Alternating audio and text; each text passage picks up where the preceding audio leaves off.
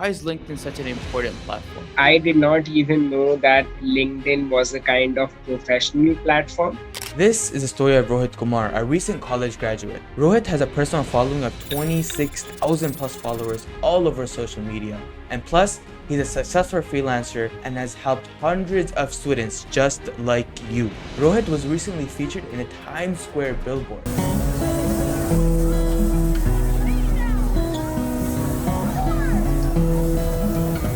In this episode, we talked about how a student can earn money as a college student, how to start freelancing, and how to land an internship job, and so much more. From a small village of Bihar to now a successful individual, Rohit's story will definitely inspire you to go above and beyond. So make sure to watch until the end, leave a like, and subscribe. This is a CEO Corner. As always, never tomorrow.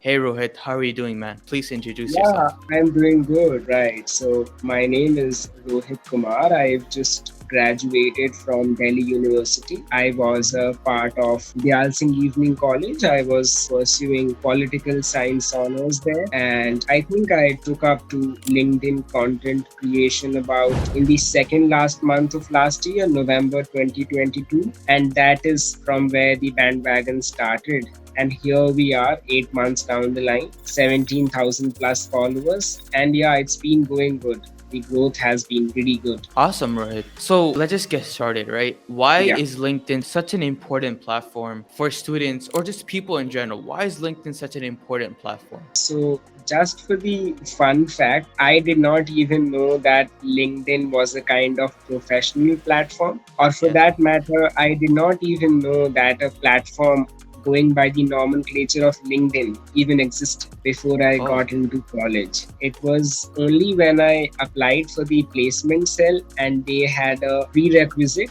that everybody needed to have a LinkedIn profile because that is where you connect with all the representatives from the human resources teams of the companies. So that is how I came onto LinkedIn. And coming to your question of why is it important, because it is a professional platform. There are very few professional platforms of the level of LinkedIn out there. You can find multiple social media platforms which are used for fun, or a few individuals even use for their professional purposes. But LinkedIn has necessarily been carved out just as a professional platform. So most of the individuals who are into freelancing, have their agencies or have their own startups, they can find their potential customers here. All the freelancers can find their potential clients here. All the businesses can connect with like-minded people. So that is how you create your entire network of people who are in your industry, are industry leaders, as well as your customer base. So you get a complete package for your company over here, and you do not have to shuttle between multiple platforms. You get everything on your palette on LinkedIn. I think that is why LinkedIn holds the key. awesome. Awesome. Yeah.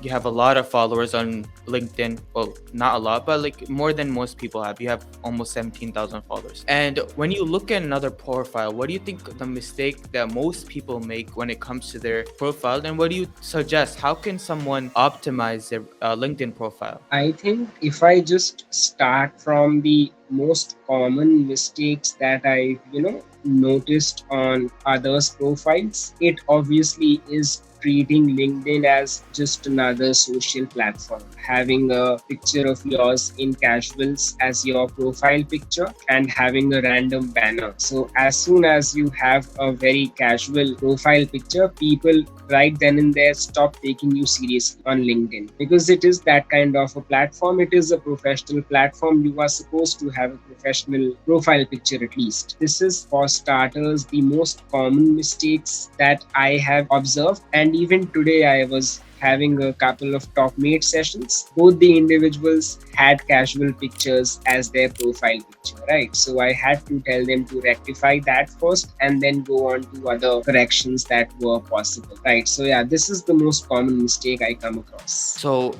the most common mistake is a normal profile picture and a random banner. right? So you're saying Right. a profile picture must be professional. It should stick to the means of your branding or your purpose on LinkedIn. So Rohit, recently I was doing my own research, right? And I saw a statistic. It said 97% of Fortune 500 CEOs are on this LinkedIn profile. And as we may know, that your network is your net worth, right? So how can we connect with these high status people? What do you recommend for those people who are trying to connect with these people? What do you recommend for them? First of all, the statistics that you are talking about, I've heard of them, had went through a few articles that were mentioning this statistics. Yeah, so you are pretty accurate with that. Now coming to your question, how to connect with individuals who are CEOs or founders for that matter of massive companies or Fortune 500 companies as we call them.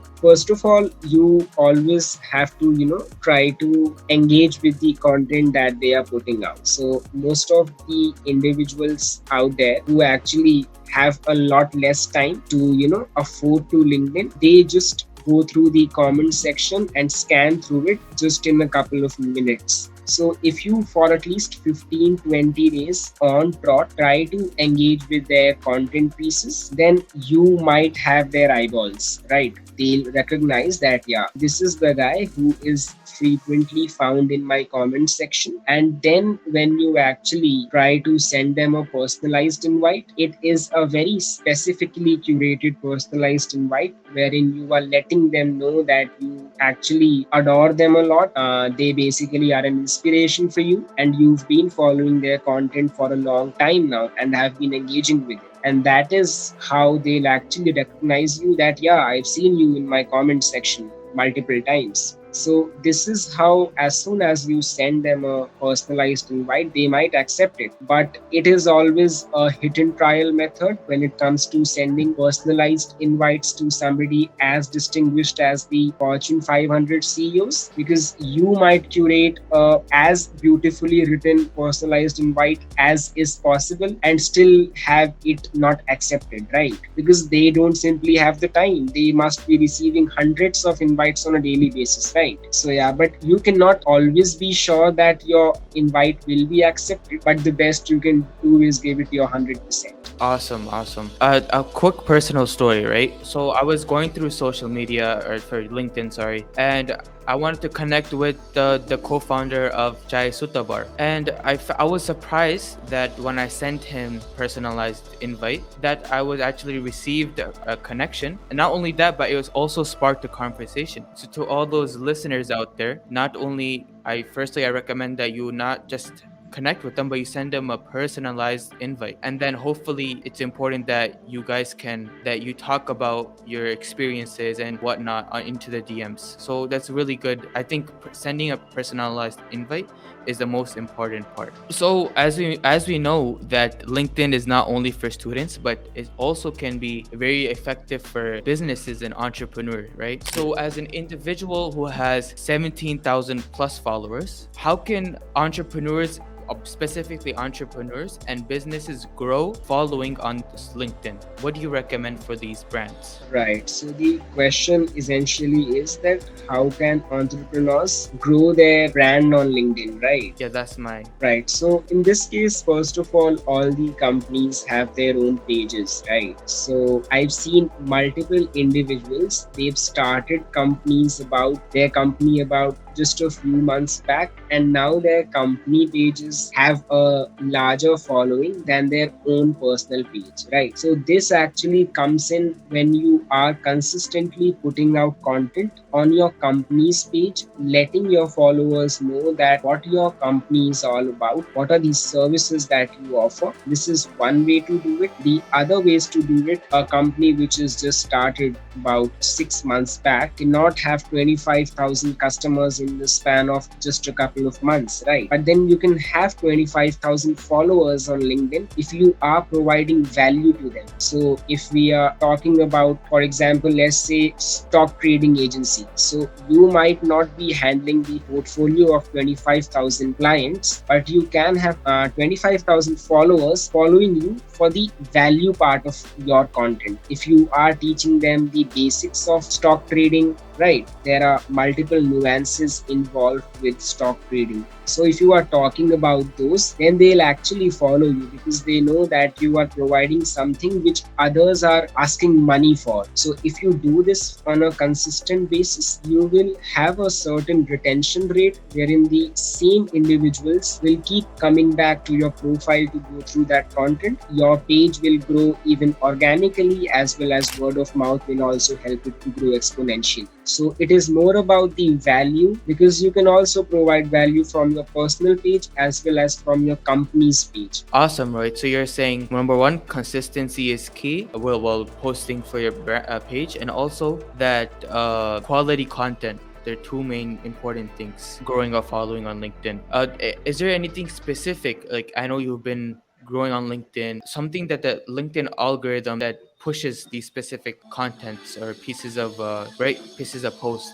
Is there anything specific that the LinkedIn algorithm like pushes or recommends for new visitors to the page? It actually depends on the interests of the individuals who are signing up, right? So for example, if a person just signed up on LinkedIn and he or she ends up following me, just the next moment LinkedIn will suggest 10 of my followers to them that these are the people who also follow Rohit Kumar. Would you like to follow them? And even in the feed of that person, the same posts will show up which I will like, or which I will engage with for that matter. So this is how the LinkedIn algorithm triggers a chain reaction of sorts. Perfect. That's really good advice, right? So we discussed LinkedIn is a really good platform for businesses. How is it important for college students? What are some ways that college students can utilize LinkedIn for their betterment? College students can first of all connect with recruiters, right? So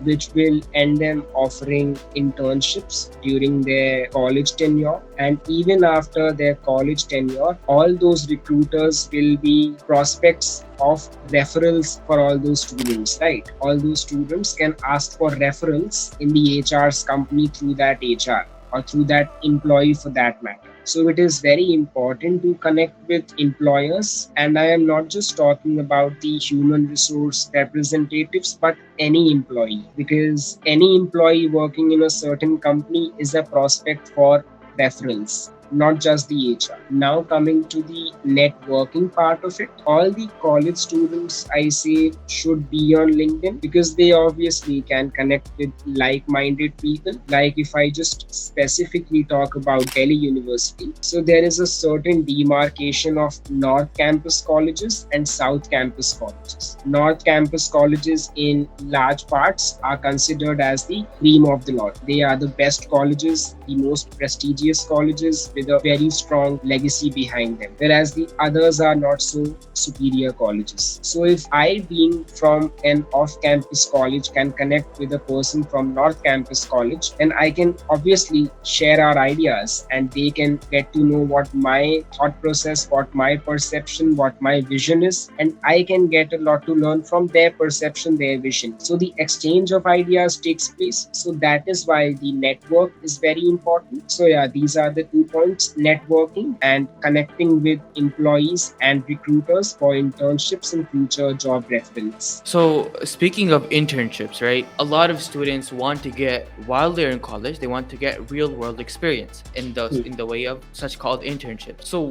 what are your tips for these?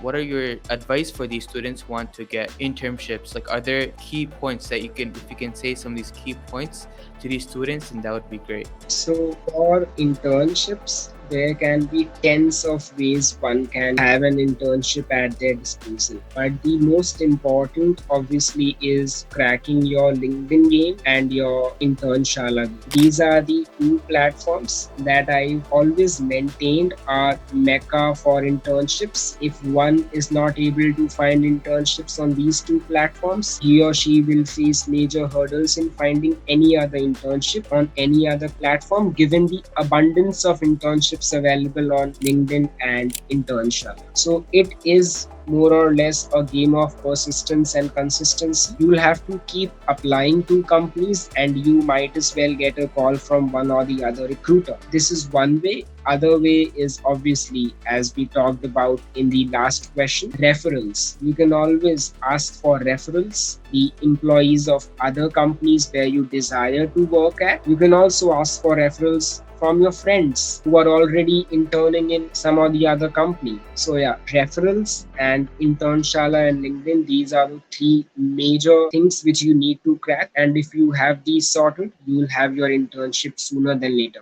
Awesome. I mean, regarding internships, right? Many people find it difficult not only because they don't have good experience, or maybe because they're from a tier 3 college and stuff like that, right? Are there, aside from LinkedIn, are there any other platforms where students can find our internship opportunities or anything like that? Apart from LinkedIn, Yes, apart from LinkedIn, are there any specific websites? yeah, specific website as I mentioned, Internshala, because as the nomenclature says, it is intern and shala. It has the name internship ingrained in its company's name, right? Earlier, it used to cater to internships solely. Now, I think just a few months back, they have started offering, job openings as well. But still, Internshala remains one of the foremost platforms if you are looking for internships, and you can apply to an internship on Internshala in just about 4 to 5 taps. That is how easy it is to apply Four, on four to Internship. five tabs. Four Right, to five right. tabs. Oh, okay. Do they ask for a resume, or what is like the admission, or what is the process like? Me tell Right. a little So bit. Internshala does not necessarily ask for a resume. Your own profile is your resume or acts like your resume, if I may say, right? So everything that you've done, be it your experiences, your hard skills, your soft skills, your achievements, your positions of responsibilities, your educational background, contact info, everything is supposed to be mentioned in your profile, and that is what acts as your resume. And as soon as you find a desired opening, you apply to it. A few questions will be asked, of very simple questions like, are you available for the duration of 6 months for this internship? Are you willing to travel to XYZ location for this internship? And then you submit it. That is how easy it is. Wow, I didn't know there was actually a platform like this. I will definitely, for anybody who's interested, I will link it in the description. So make sure if you want an internship, you check out this link. So Rohit, speaking of college students, on a daily to daily basis, especially me, right? I have so many expenses, whether it be I want to buy a new mic, I want to buy new clothes, or buy food. We all have expenses, right? As college students, how can we make money? Do you know anything that is specifically we as students can do outside of college that can earn us this money to support our finances? For this, I have multiple real life examples. A few of my friends who, traveled to Delhi from all sides of India, including UP and Bihar, what they started to do to, bear the cost of rent and other miscellaneous expenses was that they started to take tuitions, either online or offline. Even if you have not more than 10 students at your disposal, still you will be able to make 10,000 rupees on a monthly basis, which will be actually more than enough to cater for a large parts of your expenses. So tuitions is one such thing. Second, obviously, is internships. Third is doing paid volunteering opportunities. There are certain paid opportunities with NGOs like HelpAge India and others. You can work with them. And third is going for government institutions and finding an internship there, like companies like Niti Aayog, Invest India, Greenpeace. These are the ones which actually offer internships. These are the 3 to 4 ways which you can earn money through in your college life and cater for your Yeah. expenses. So, like, speaking of making money as a college student, right? So, one way you, Rohit, personally currently do is freelancing or ghostwriting, right? So, tell us a Mhm. little bit more about what freelancing is and what ghostwriting is, and how students can jump into ghostwriting and freelancing as a way to make money while they're in college. First of all, just a disclaimer, freelancing is not a sprint, it is a marathon. right? So if you actually want to make money in freelancing, first of all, you need to have a very good LinkedIn profile, which will get you the clients. Then you'll actually, can jump into the space of freelancing and not just jump into it right away after seeing this video. So there are a few ways, you can start freelancing. You can start creating content for your own LinkedIn profile for a certain duration of time. Once you are confident enough that your content is actually receiving a lot more engagement than you expected, and your content pieces in general are doing well. So every good content piece gives a kind of turbo boost to your confidence. So when you are actually at the cusp of knowing that, yeah, you know how to, put out content on LinkedIn, then you can be confident that, yeah, you can write content for others as well. Founders, CEOs, managing directors, or life coaches, or any coaches for that matter. And then you have to first of all create your portfolio, which actually is exemplifies the skills that you have and the stats you've garnered creating content for your own profile, because that is what I do. You first of all need to have a few clients. You might have them at a 50% discount, or you might have them completely free of cost, and offer your services to them for a certain duration, and then let them know that I will be working for you for so and so days, and if I actually deliver the results which I am promising, then I want a testimonial from you. So, and once you have worked diligently for them for a few days, you have their testimonial at your disposal. You can add that testimonial in your portfolio that I worked for XYZ person. He was a MD, CEO, or whatever designation he was at, and then add his picture along with his testimonial. It gives a lot of credibility to your portfolio, and when you actually go to your newer prospects to pitch them, they will be convinced much more readily, because you already have the past experience of working with other clients who've had a positive experience working with you. That is the most important part. Ghostwriting, as we know, is like basically when you write on the behalf of other brands, or whether it be product descriptions or LinkedIn posts. So what these brands they do is they hire ghostwriters to write for them, right? So this is what Yeah. ghostwriting is to the people who don't know. But for those ghostwriters who are just starting, right, and they're having difficulty with getting clients and finding new people to collaborate with, what tips do you give to those newcomers, whether it be not just ghostwriting, but for freelancers in general? How can they get the first client easily and as fast as possible? So, as I mentioned in my previous answer, it is very tough to get your first client, and that is the main reason I said that it is less of a sprint and more of a marathon. The easiest way, I'll be very honest, to get your first client is to offer your services completely free of cost. Once you have that first client, work for them really well, get their testimonial, and then pitch the clients who will be actually charging. And your charges have to be directly proportional to the experience that you have. You cannot have just started and charge an amount of 50,000 rupees, because you know what the response of the client will be. They'll start That is true. laughing first up. Yeah. Right. Yeah. I mean, how do you think cold DM or cold emailing, would that be a good approach for newcomers or Yeah, freelancers? that is how you get your first client. Your first client, even though you are offering your services for free, they won't walk up to you. You will have to walk up to any stranger on LinkedIn, or virtually walk up to them and then pitch them either through cold DMs or cold mails, and let them know that you are into so and so industry. You've done this for so and so years, and you want to level up their profile or improve their personal branding on LinkedIn through so and so methods, and you will be doing it completely free of cost. All right. In today's world, big clients are free of cost offer. They might feel that this is something very scammy because they don't expect, somebody to offer such services for free. But then it'll take a bit of convincing, but after they are convinced, you are in for a ride. Awesome, awesome, Rohit. Like before we end this podcast, right? I just wanted to ask you, what are your advice to like all the students and our listeners right now? What do you What are your tips for them regarding growing on LinkedIn or just in general? What do you recommend for them before we end this podcast? I'll just say, just start. Might sound very cliche, but Very good then advice. you just have to start. The first Yeah. step is always the toughest. Once you start getting results for your first step, you know that you are being incentivized within some sort of engagement on your previous content pieces. That engagement will actually incentivize you to put out more posts. So the Right. most important part is taking your first step.